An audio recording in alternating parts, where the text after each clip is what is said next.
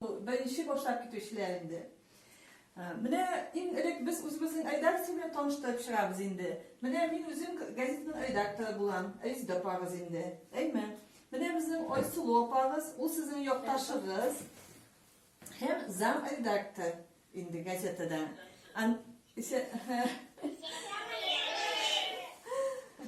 Andan so'ng endi mana Gulin opamiz.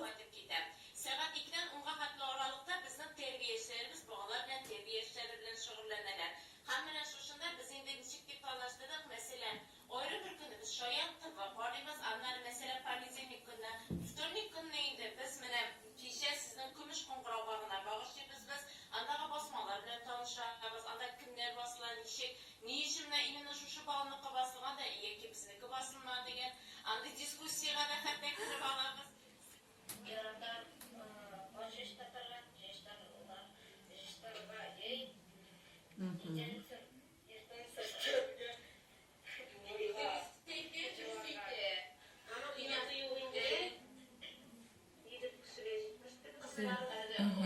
Молодец. Молодец.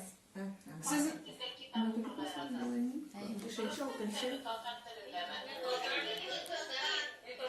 Bizning endi ikki tilli maktab bo'lgach, bizning endi rus tili ko'proq bor. Shunga ko'ra bizning bolalar endi o'qituvda bizning ko'pchilik rus tilida. Tatar tilida bütün bolalar bir anlayaptimi? Lekin tatar tili kitaplarda o'qiymiz, hammalar bilan tanishib boramiz. Выходила на берег Катюша, на высокий берег на крутой. Выходила, песню заводила, зацветала, всегда могла. Про того, которого любила, про того, честно берегла. молодцы.